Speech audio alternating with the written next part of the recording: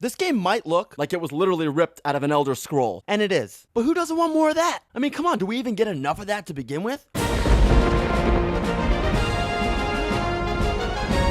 How's it going, my fellow gamers? Welcome to Harry's Game Rant, where I talk about the most anticipated games coming out. I'm Harry. Let's rant. Tainted Grail Fall of Avalon is the most Elder Scrolls Morrowind looking game since the Elder Scrolls Skyrim inspired a vow to take a decade to develop the most Elder Scrolls Oblivion looking game since the Gothic series. Releasing on May 23rd, I have played this demo, and I played enough. Enough to know that I have higher hopes for this AA indie title than I had for the Elder Scrolls 6 Starfield. The thing about getting games like this from indie developers like this is they're passionate. They're passionate about games. They're not passionate about profit. Because of this, they're not afraid to take risks, which leads to an awesome game, which ultimately paves the way for the AAA studios to come in, refine the mechanics with their big flashy money and mechanics, and studio bigwig heads to make big decisions because they know all about the video games that everyone likes to play now. When is the last Elder Scrolls game that came out before the Oblivion remaster? Yeah, it was about 15 years ago when Skyrim came out in 2011,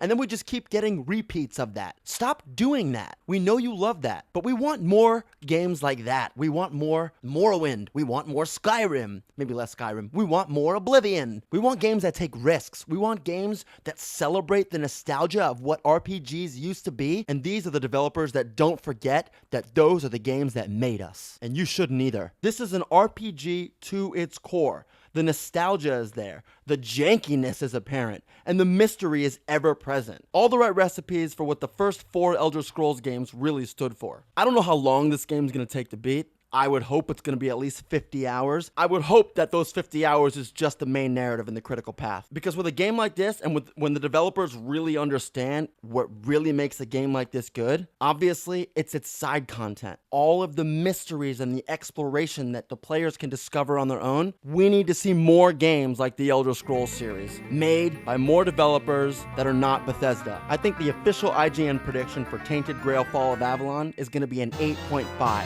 This game is just like ridiculously rigid, and they're recapturing that nostalgic old school like Morrowind combat so well.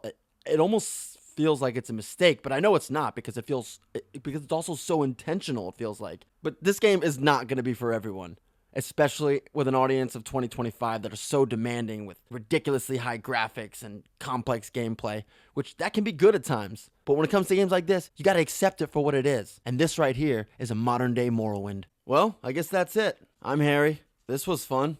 Go check out my other videos and subscribe to my channel for more of whatever this was. And if by some insane reason you actually care about hearing more from me, I'm also the host of the world's first live gaming podcast called The Hollywood Gamer. Go check it out.